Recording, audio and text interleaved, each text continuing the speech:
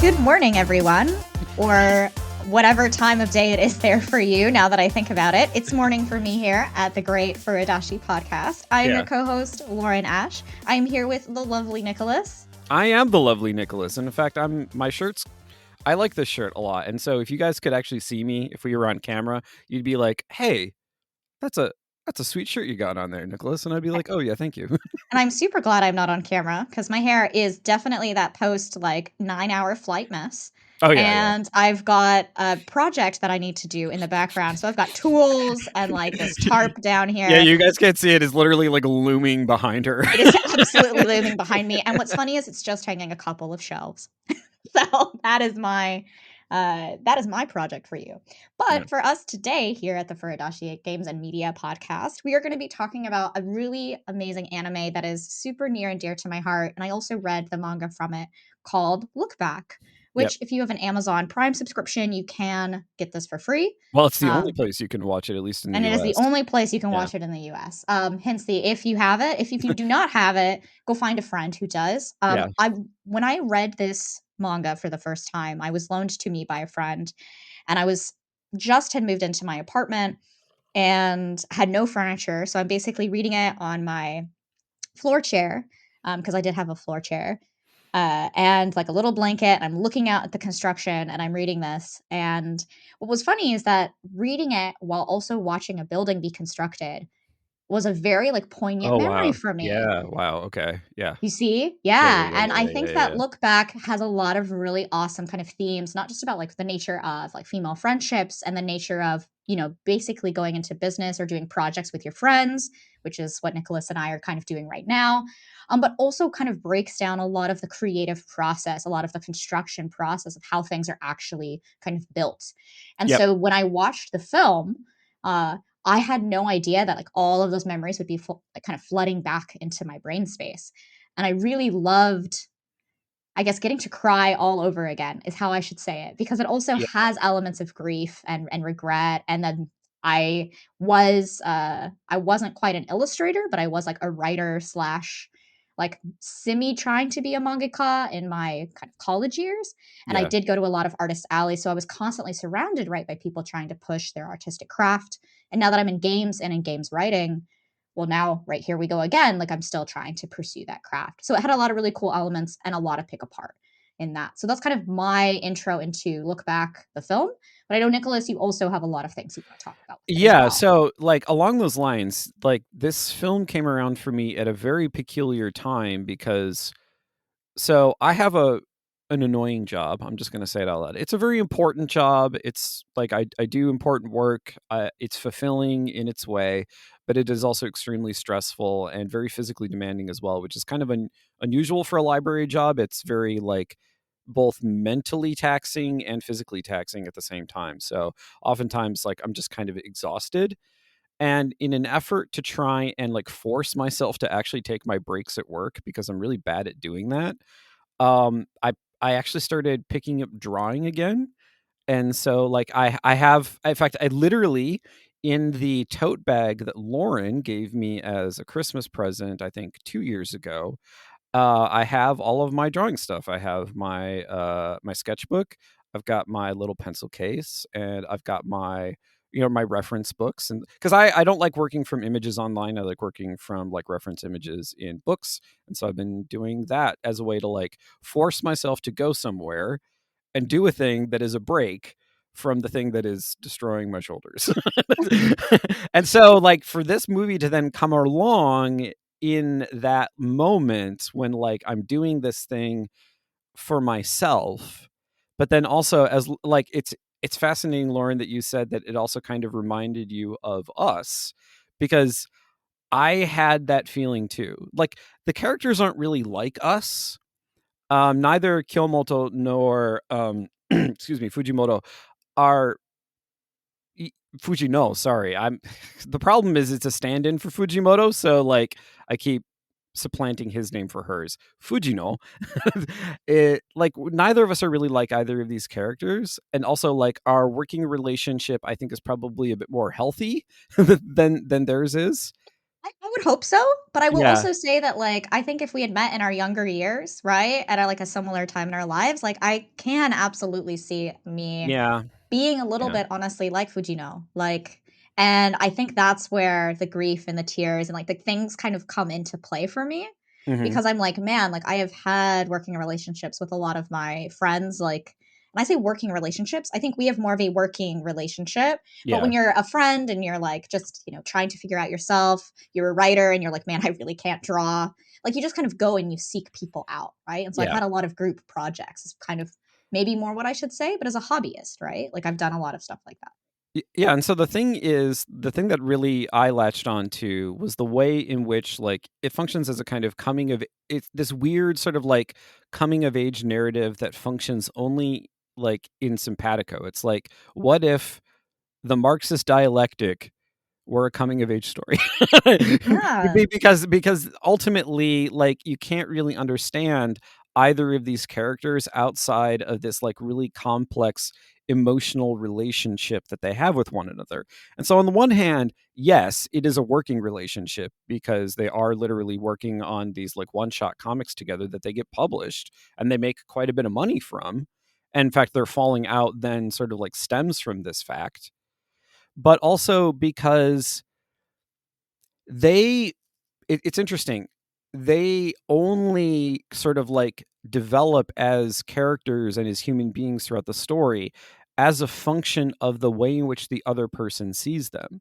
Because Fujino's first major like crisis of identity in the story is when she sees Kyomoto's comic published in the school newspaper and well, I guess it's a classroom newspaper, it's not the school newspaper. In the classroom newspaper, and the like the quality of the art she perceives as being so much better than hers. But then when she meets Kyomoto for the first time, dropping off her I guess elementary school graduation diploma. Or middle school No. graduation. It's elementary school when she drops off Oh, the diploma oh, when they I actually see. like I physically see. meet each other for Nope. the first time. And Kyomoto rushes out of her room and she chases Fujino down and like literally calls her Fujino sensei, like literally looks up to her. So this person that had like sparked this crisis of identity in Fujino actually looks up to her. And it is in that moment that she is able to see something in herself that is fundamentally different from this sort of like rut that she had gotten herself in. And then we also see in the latter half of the movie the way in which that sort of gets reversed, the way in which like Kyomoto starts to see herself as a result of her relationship with Fujino. Because if you take the two characters' arc, their individual arcs are very different. So like Fujino's arc is one of sort of like beginning the film self-satisfied, getting knocked down, and then coming back up. Whereas Kyomoto's arc is definitely starting at like a very low place for her and then coming back up, and then as a result of a very horrific thing that happens, like going back down again. And so it's interesting that like there are these patterns to the development of their characters that are in fact directly opposite, but when overlaid on top of each other, come to like reflect and mean something very different for like the film as a whole. And to me, that's very different from like your classic coming of age stories, which are often very myopic. They're very Yeah. focused on like the subjective like situation of one particular individual and how they develop over time. Yeah, I think for me, like, what I really love about the analysis that you're kind of introducing here is that a coming of age story, particularly in like American coming of age stories, like the only one that really stands out to me is, well, I was going to say the only one, and now I have two. I hate this. In Yeah. American like coming of age stories, particularly like in like classroom literary settings, is Catcher in the Rye, which I absolutely hated reading and Yeah, I still I don't hate to like it this either. day. I'm not a fan. No, not a fan. But also, right, then a funner one, and this is the one that actually came to mind first, was Ferris Bueller's Day Off. Like that's not quite a coming of age story, but like that has the similar structure of It has that pattern to it. It has it the does. pattern of, It like, has that pattern yeah. to it, Yeah. right? And I want to kind of put that into like this aside of a different like category of like the pattern of a coming of age story, right? Because you could also say Back to the Future is a coming of age story. Then, if we like are Yeah, really li using that as a pattern, if it's too loose, then, like, literally exactly. any character development becomes a coming of age story. Exactly. And so Yeah. but I wanted to kind of point that out as like a very clear example in the West that I'm somewhat hoping that maybe like some of our audience has kind of understood or at least you've heard about those titles and they're Yeah. more easily accessible-ish, maybe, I have no idea. Um, but that like that type of story, particularly in the West, is about like the central, like single human kind of going through like events that are either happening to them on accident or Yeah. events that they have added, like created and then have unintentional consequences. And it's about how Yeah. they react to those unintentional consequences that then grows their character arc and then change the way either they see themselves in the world or change the way the world right sees them, right? Yeah. Should we do it? Versus Yeah, sorry, go oh, ahead. sorry. No, No, no, I was no, gonna go say ahead. just versus, like, when I look at look backs coming of age, kind of like the introduction that you're positing here is that quite frankly, 1, I mean, I don't think relationships ever actually develop that way, but 2, like, this is about how you kind of come of age through the relationships that you have with other people. Yeah. All I wanted to do was give sort of, like, just a brief rundown of sort of, like, where this pattern comes from historically in terms of, like, Oh, the yeah, let's development go of that world too. literature. So, like, Da da da, a history. I'm gonna do this. Gonna try and do this as briefly as possible. So you have this concept in German known as the Bildungsroman, and so the classic Bildungsroman is this story by Goethe called "The Sorrows of Young Werther." And it's interesting that sort of like the classic Bildungsroman is the story of the development of an artist, and at least in its classic sense is always tragic. And it's interesting that like here we have the development of a pair of artists, and there is at least a tragic cast to what happens, because like Lauren, as you noted, like this is actually a story of grief as much as anything, Yeah. and how to manage that. So like that is actually there in sort of like this original DNA. And the reason why I bring up this sort of like German very like German literary trope is because it had a profound influence on the early development of modern Japanese fiction. Because when you look at writers like, say, Ogai, Mori Ogai, or Natsume Soseki, like they were looking to some English models, but they were mostly looking to German models and French models as well. And so, like, when you look at the kinds of like eye-centric narratives that emerged in early Japanese literature, in fact, there's even a term for this in Japanese. It's called the watashi shosetsu, and that literally means I story, like the because watashi is the older version of watashi, so it's like literally it's a story about an I, where like everything is centered on this individual. And so like this is this germ of modern like early of like, basically post Edo Japanese like literary fiction. And then there are a lot of reactions against it and so forth, but like that is there in the DNA of like classical Japanese story, not classical, but like modern Japanese Mhm, literature. mhm. And so it's not just a Western thing. It is something that is relevant to like literally the kinds of things that someone like Fujimoto would have been forced to read in school and learn about. But what makes this one very different from, say, a Soseki story is that you are moving in and out of these characters' consciousness. You're not sort of like stuck in them. Like the classic Soseki version of this is strangely about a cat. It's literally the name of the book. I'm a cat. Where like everything about the world is filtered through the perception of this domesticated short-haired cat. Mhm. And it's sort of like, to me, that is the classic Watashi Shosetsu. Yeah. Like G. Yeah. Whereas in this case, it's like everything. there is no stable subjective perception. There are only multiple destabilized subjective perceptions. Yeah, And and I yeah, sorry, go ahead. no, and I was gonna say I actually really like one, I didn't know about Soseki and the Watashi Sosetsu kind of like heritage of the story. And it's really fascinating to hear you or like to understand that now because it adds a deeper layer to the meaning that I took away from this about like grief and about like letting go of both like someone that you really hold dearly, but also like recognizing that like the ultimate question, right, becomes why do you do what you do? Yeah, And exactly. then it was almost both of them there's questions, why do you do what you do? And I think where the relationship ended up breaking down, where the first grief moment happens in the coming of age story, is when someone else's "This is why I do what I do," like, changed from the Yeah, other person's, and they weren't yeah, able I mean, once again, when those moments happen in your real life, you never are going existentially, "Oh, I've been asking myself the existential question, yeah, why do I do what I do?" yeah, No, you're just, "Oh, I'm just doing things, la la la.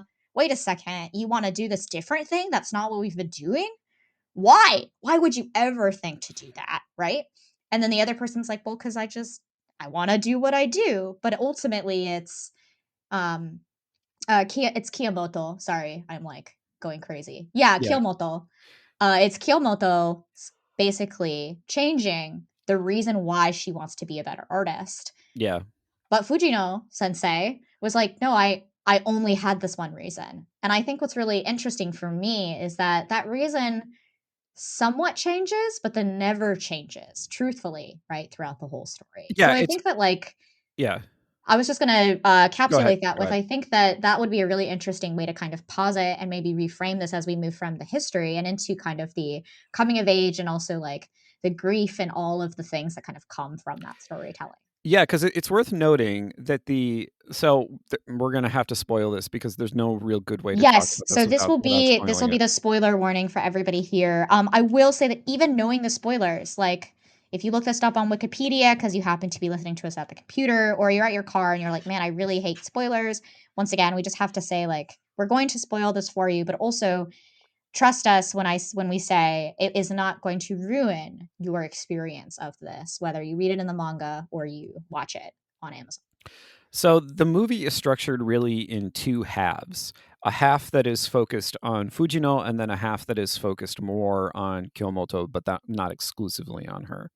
And so in the first half ends at the point where Fujino has just learned that Kyomoto has been murdered in a horrific attack at the art school that she had been attending. And where the pivot occurs is Fujino is, she's wearing her full black suit and she's standing outside of the door to Kyomoto's room in her childhood home, and she can't bring herself to open up the door, at which point she finds the comic strip that she had like just drawn offhand while standing outside Kyomoto's room when they were kids, and that had sort of like accidentally slid under the door.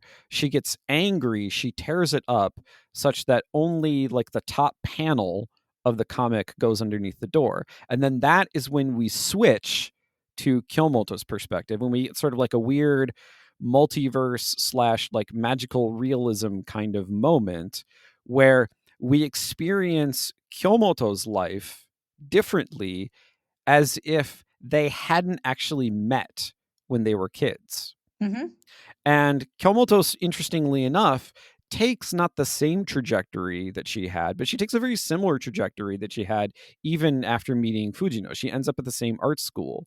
And what's interesting in sort of like that version of it is that we see the attack about to happen, but then the film pulls, I think, one of the greatest like rug pull moments I have ever seen in a movie ever, where he's going at he sees Kyomoto sitting on a bench and he's swung this giant pickaxe at her, but just as he's about to sort of like swing at her again, Fujino appears and beats the shit out of him because she has been studying karate with her sister, which is something that her sister had been trying to get her to do time and time again earlier in the film. And it's this fascinating moment where like Kyomoto gets to experience Fujino being her hero again in a fundamentally different way, and yet strangely it has the same like emotional pattern and the same emotional resonance that Fujino being her hero when they were kids had as well. So like even though the events are completely different, the sort of the beats, the emotional beats are the same, even if they're sort of like the order is changed. Right. I think that like the story structure here for me is really important because when we start the movie, we are getting, you could say, like what is to be established as the reality of like Fujino's actual Yeah, world. and it will be like the canon reality of Yeah, and it will yeah. be the canon reality of the movie, right? Where they meet as kids and she draws the comic and she's like, who is going to come out? And then that's where Kiyomoto realizes it's Fujino. And so she's like, oh, I want to meet my hero, Yeah. right? And that magical realism moment of like the first like canon reality is that she's like, oh, I can't believe I drew this. Isn't going like she doesn't push it under the door. Like it No. slips magically, right? In all true, beautiful anime fashion. And then Yeah. it slips through the door. And she's like, oh my God, I'm embarrassed. And she just like runs out. She's like, I'm done. I'm gone now. Let's forget this happened and this will Yeah. never like she'll never see her. Yeah. This kind of for me is what cues off that grief moment or like the starting seeds of when you build your life around like one person, Yeah. right? Because in both structures, in the first kind of series or the first like canon reality, Fujino is like she has given up drawing. But when Kyomoto comes out and says, "Please autograph my coat. Just autograph this, please." Okay, Yeah. thank you. And she does. You see her immediately go like, "Well, what are you doing next? Why did you quit drawing?" And she's like, actually, it's because I've been drawing this whole time, right? Yeah, yeah, And it's exactly. like the most blatant lie that she's like, Yeah. I've been wanting to get better. She has not been wanting to get No, no, no, better. she's not been doing no, because She we has saw that been she has not been doing that at all. she has not been doing shit. But like when she sees this person that is like an admirer that she admired, she suddenly is like, this is how I'm going to like I am getting better. Yeah. Right? And she's like, maybe I'll invite you or something. And then she just goes straight back into like Yeah, and that's I think the important point is that it's a yes. lie in the moment, but then she makes it true. She goes back to her house and works furiously to make it true. Yeah, like she changes her life, Yeah. both in the moment when she never knew Kyomoto and was like, I need to get a better drawing. And then was like, fuck, I will never be better than you. So I will quit drawing. Then she meets Kyomoto and realizes that she's like an idol figure. And it's like, oh, fuck, I need to get better. Yeah, yeah. And I just lied that I was better. Oh God, it's like, I gotta write a novel now. Cause it's like, Yeah. oh, why did you quit writing, Lauren? Oh, I've just been working on a novel. Oh, cool. Like, maybe I'll come see it next week. Yeah. Okay, well, now I gotta write a novel, right? Like, this Yeah. has not actually happened to me because, oh my God, I can't write a novel in a week. I don't know. I could call in sick and then just try my best. So it But so but like yeah, yeah, we that's do. basically what's been happening, Yeah, yeah, right? And yeah, I just wanted to say that like this structure, like this moment kind of then is repeated in this AU as well, yeah, right? And it's repeated actually several times for Fujino throughout the whole film. And yeah. it's that constant like my changing my life, etc. that I think like we really kind of see from her perspective, which is why for me I related it more to grief. But what I'm realizing now is I think Kyomoto probably has aspects of that as well in both of them. Yeah, so to start with Fujino, I do think it is important that you're correct and that Fujino is seeing herself from many different perspectives, but those perspectives are not always, but 9 times out of 10 colored by like the way in which her life has been kind of re-curated by Kyomoto.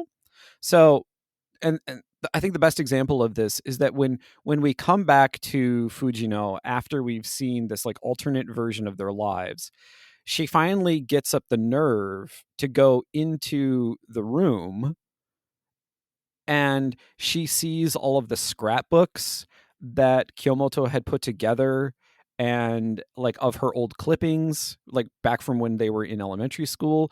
She sees that Kyomoto has bought every single tankobon of like the manga that Fujino is currently working on and had to put on hiatus. And most importantly, she sees those clippings that Kyomoto has taped up against the window, like in her direct line sight where she would be looking while she was drawing herself. And then when she goes back to her own studio, which I assume is in her apartment, but it's not made entirely clear. But when she's back in her own studio, the very first thing that she does is she takes a blank 4-panel strip and tapes it up in her view in exactly the same way that Kyomoto did. So the thing is that she is seeing herself as she is, but it is being filtered through the way Kyomoto sees her. And sorry, I'm getting a little emotional I describing this, know. but like the sorry, let me take a second. Okay, so Yeah, take a so so second. so so No, no, like no. the fact that, and I think it's actually really important that the strip is blank, Well, I think because there is this sort of like pattern of like the completed strip going like back and forth through the door in between like the canon reality and the alternate reality. But that then is sort of like fueling the way in which Fujino, in her grief, feels stuck. She quits again. Like she feels like her life has been decimated as the result of the loss of her friend, and she quits. She quits immediately. But then the thing that allows her to move forward is to see herself in a way that Kyomoto saw her, through like this very like I think poignant gesture of like taping the strip up against the window. But it has no content.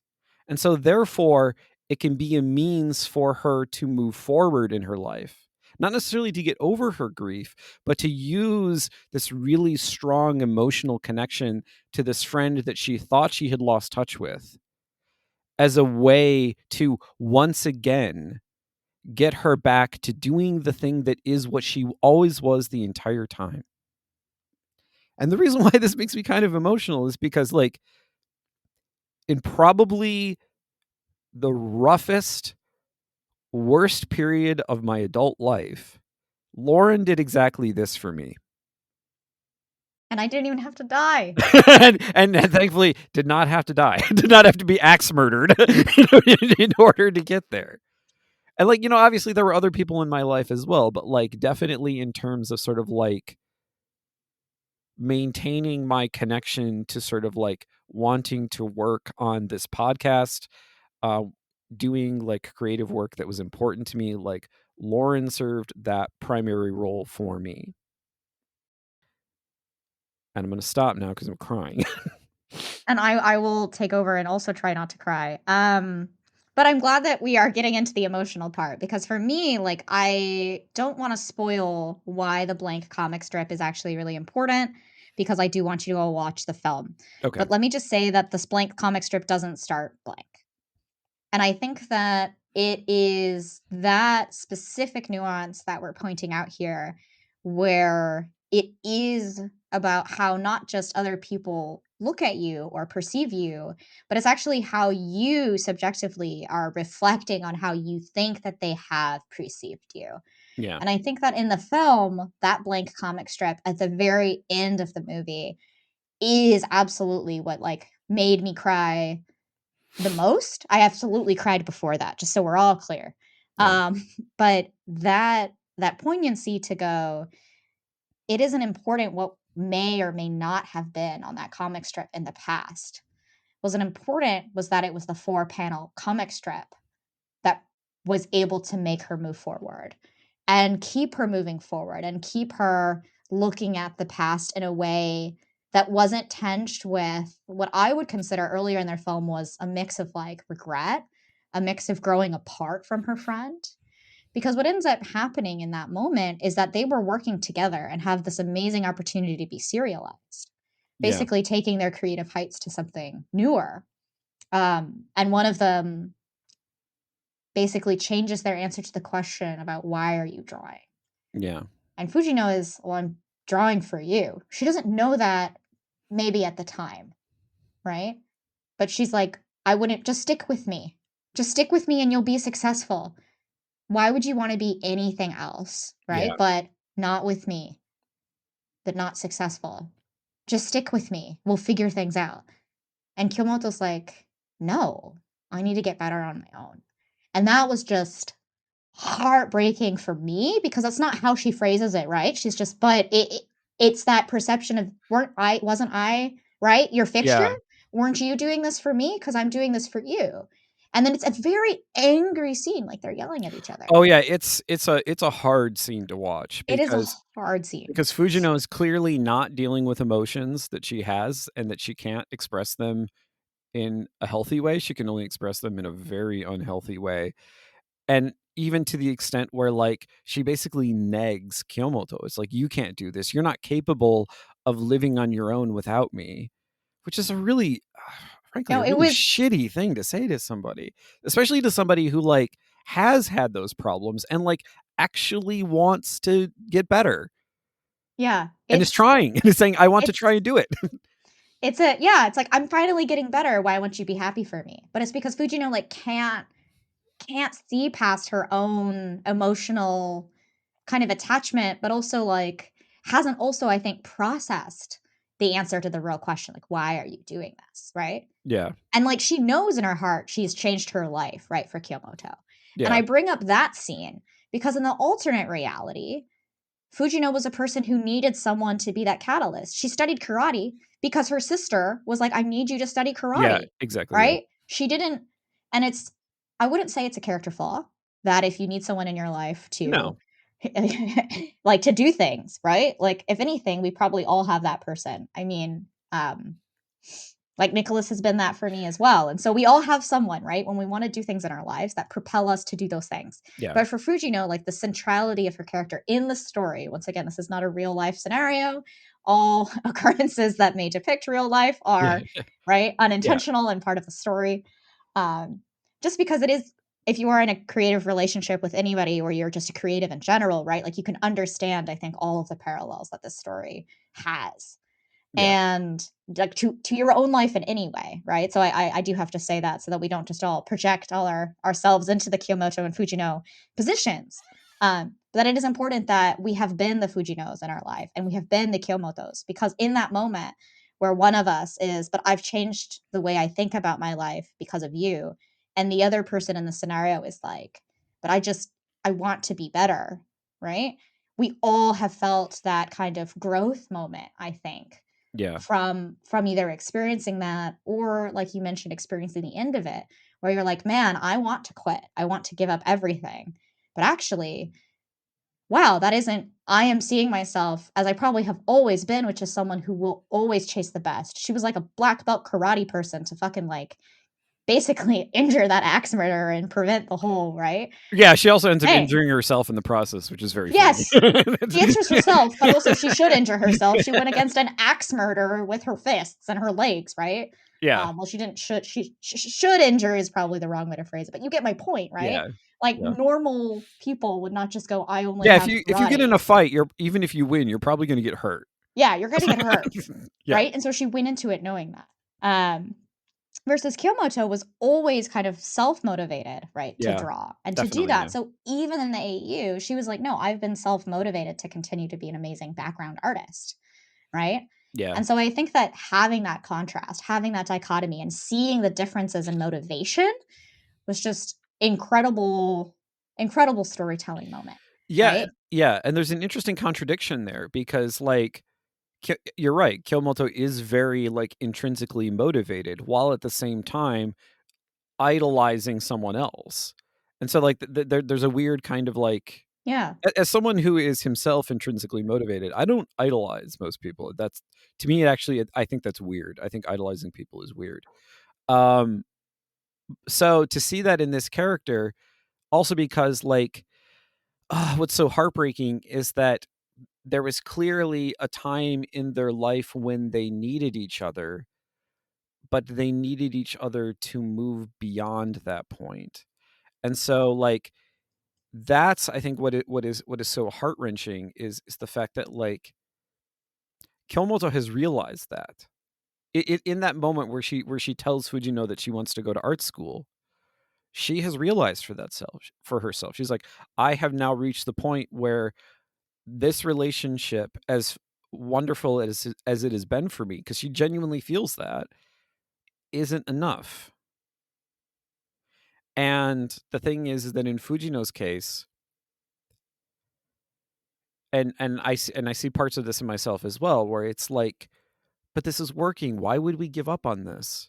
Like we finally reached a point where like we're doing work that is satisfying, that is happy, and then to have someone say to you, "But I'm not actually satisfied," and like then when that person goes away, to then have to be like, because the thing is, Fujino doesn't quit. Fujino makes the serialized comic. In fact, not only does she do it, she is extremely successful to the point where she can literally like just use her own money to hire assistants. Like she's doing that well. And she also hates every And assistant she she hates works every with yeah, exactly. And she because none of them are Kyomoto. And that got me. I actually cried a little, like yeah. again, like I just had little tears welling up because I was just like, gosh damn it, like you're trying to replace someone. But you also, in that moment, can't recognize that you're trying to replace someone.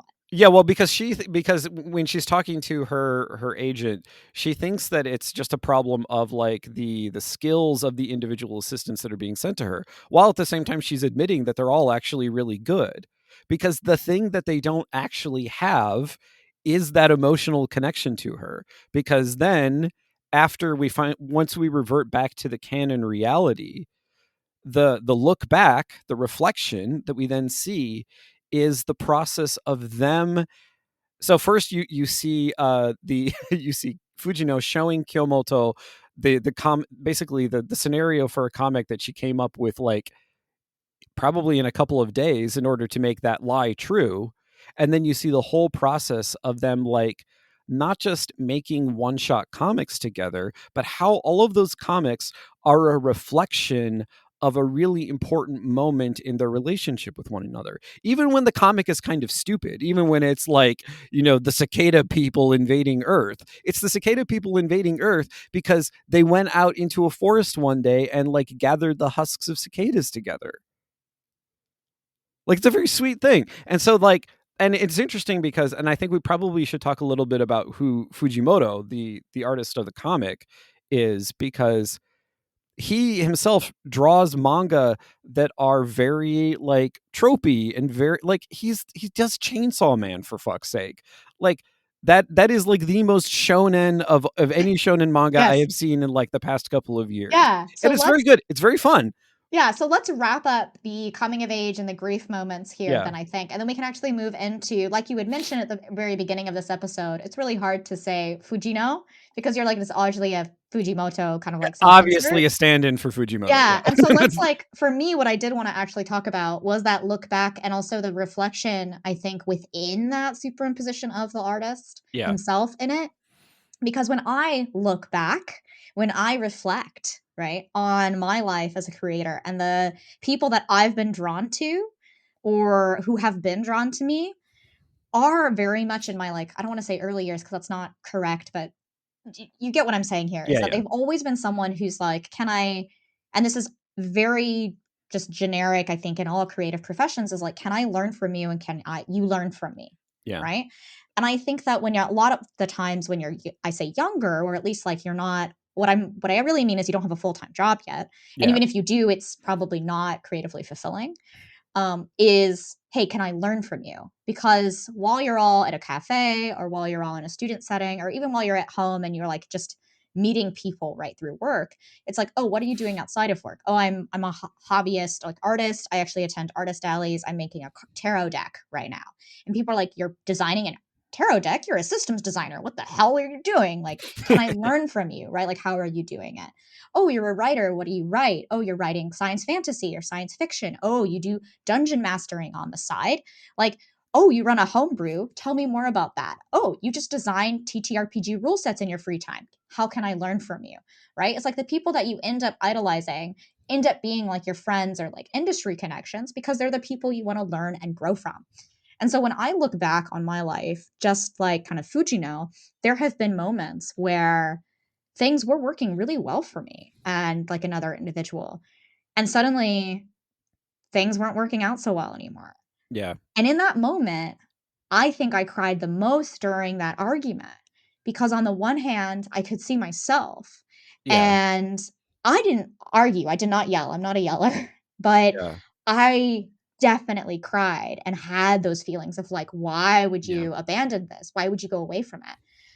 But at the same time, recognizing a Kyomoto going, not being able to communicate why, or not even being able to speak up why things weren't working, versus Kyomoto in the movie, I think very logically says, right, why things weren't working and why things need to move on. Maybe not 100%, emotionally conveying it, Well, but because it's she's there. yeah, because she can't address the situation. She can only address the way she feels. She feels that like she needs to do this thing in order to find more satisfaction and fulfillment in her art, while at the same time being unable to articulate that like what she and Fujino were doing was standing in the way of that. Yeah. And I think what's interesting here is that I found myself very much looking back and seeing myself through a Fujino. But what Nicholas has pointed out is that I was the Kyomoto for him. It's like it never occurred to me that I was also inhabiting that spot, if that makes sense, Exactly. Yeah. Yeah. for Yeah. someone else. And so I think that in my reflection, I think it's really easy for us as creators to be like, man, I've been angry, I've been upset. And also like Fujino, I may have stopped talking to the past creators that I've been with in my life, or they with me. They've been a Fujino to me, right? And they've Yeah. stopped talking to me not because they wanted to grow apart, right? Or to lose the relationship, but just that we weren't needed in each other's lives at that moment. And then when we recognize, and there is like a death, because there was a recent death in this past month for me from someone that I had met that did actually influence my life.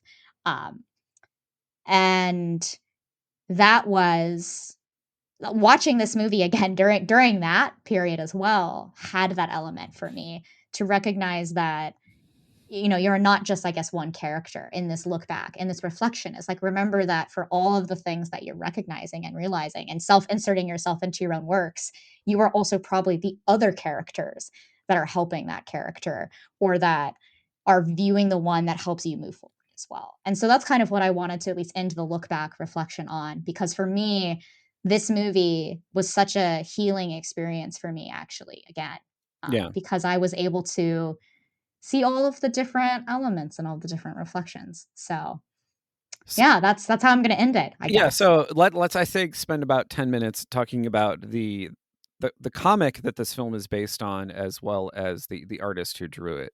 So the comic that it's based on has the same name. It is also called Look Back in English. Although it's worth noting though that both in the manga as well as in the film, the Look Back comic strip that Kyomoto creates and is the one that slides back through the door into sort of like the prime reality, uh, is it's Senaka o Mite. So it's like literally look at someone's back. It's not look. I mean, I think he is using it in the sense of like look back in terms of reflection. That's clearly a motif in the film, and especially all the ways in which mirrors are used throughout, and the way in which like you see past memories and so forth. Like he clearly understands what it means in English, but there is this sort of like added sense of like seeing someone else from behind, which is also a visual motif that is used throughout the film. And what's interesting is that like I actually saw the movie before I read any of the manga, and so I didn't necessarily know how sort of like the comic-y things worked in the manga, which is actually kind of really interesting. But Fujimoto himself, as a comic artist, came to fame prior to creating Chainsaw Man with a series called Fire Punch, which is also very like tropey shonen manga. Like it's goofy, it's silly, in the same way that Chainsaw Man is goofy and silly, in the same way that Shark Punch, the comic in the manga as well as in the film, is kind of goofy and stupid. But we get an explanation for that in the film that like that may be the case for like the creative product that's put out there, but what underpins it, the emotional reality underneath, is something far more profound.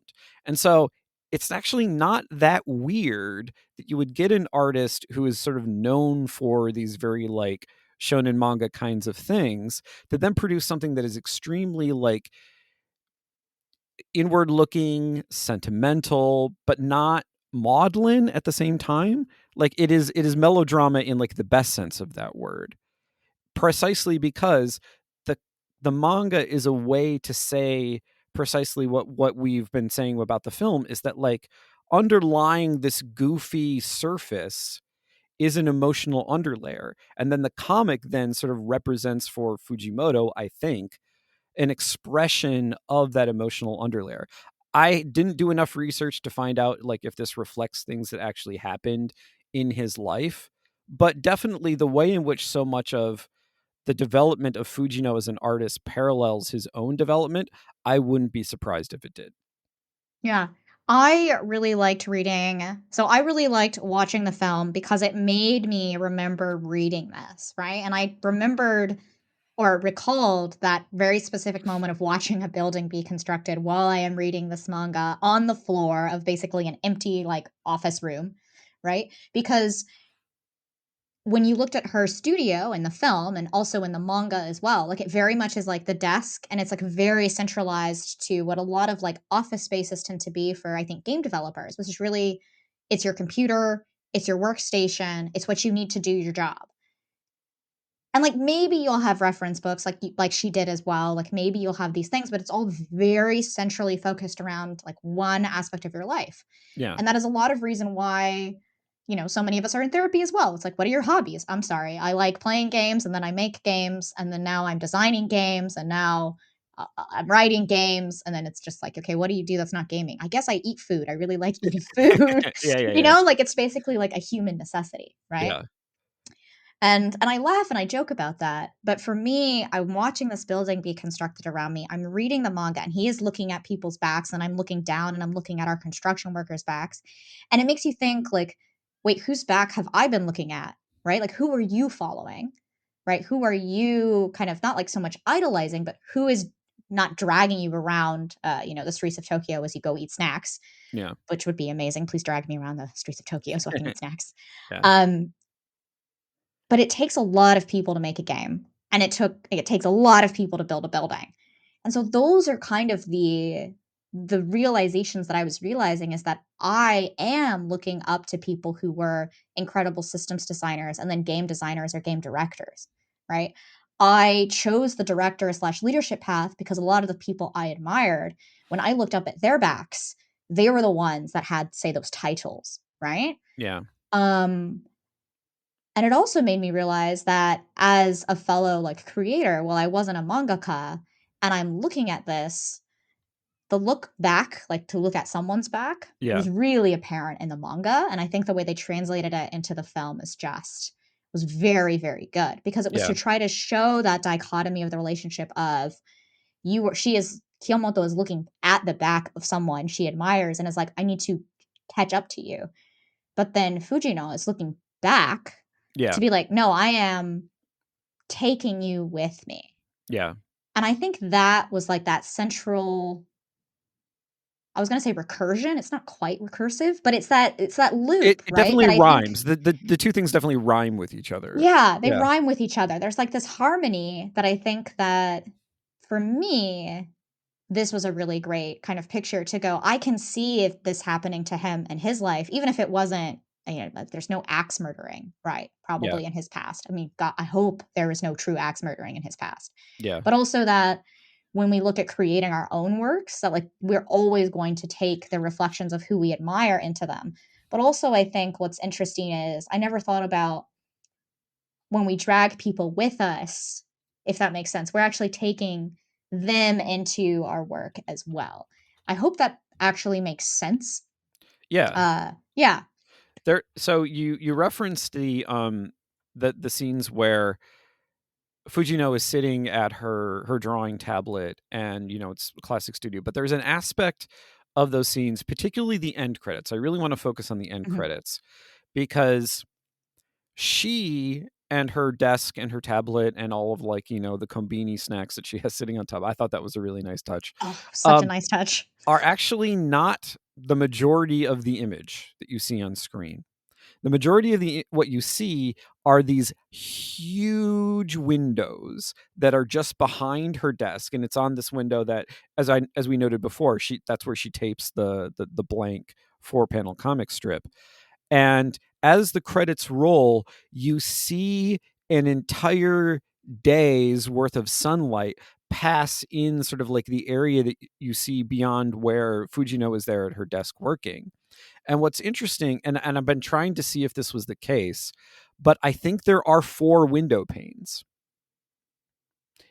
I'm not sure, so don't quote me on that. There might have only been 3, but even if there's only 3, like there is sort of this visual rhyming between the way in which like the vista before Fujino, but also in a sense kind of behind her as well because it's beyond her, um, is broken up in a way that is similar to the sort of like the reality of what's going on in the comic is broken up by its frames.